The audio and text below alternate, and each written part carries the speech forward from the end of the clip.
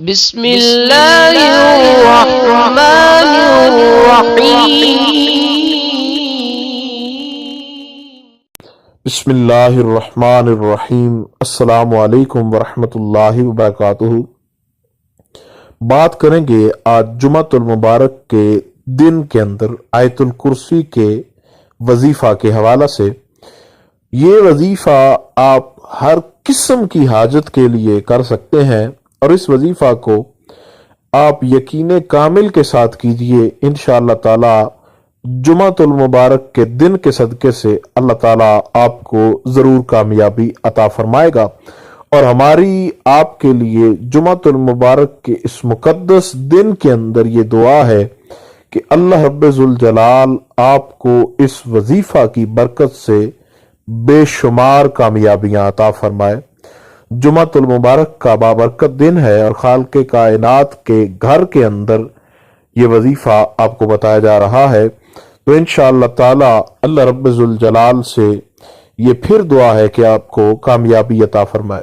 جمعۃ المبارک کے دن آپ ایسا کریں کہ آیت الکرسی جو ہے اس کو آپ پڑھیں، لیکن اس کا ایک طریقہ کار ہے کہ آیت الکرسی کو صرف اور صرف آپ نے 11 بار پڑھنا ہے۔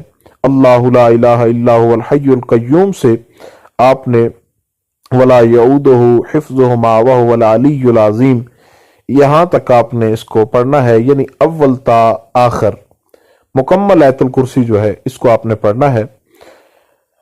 اس کے بعد 11 مرتبہ جب آپ آیت الکرسی پڑھیں، اس کا طریقہ کار جو ہے وہ یہ ہے کہ جب آپ آیت الکرسی ایک بار پڑھ لیں، اس کے بعد 3 بار اللہ تعالیٰ کے اسماء صفاتیہ جو ہیں ان کا ذکر کرنا ہے، اور وہ 3 اسماء صفاتیہ ہے۔ یا اللہ یہ اس میں ذاتی ہے، اور اس کے ساتھ یا رحمان یا رحیم، یا اللہ یا رحمان یا رحیم، یا اللہ یا رحمان یا رحیم، یا اللہ یا رحمان یا رحیم، تینوں ناموں کو 3 بار آپ نے پڑھ لینا ہے، اور پھر آپ نے دوبارہ آیت الکرسی پڑھنی ہے۔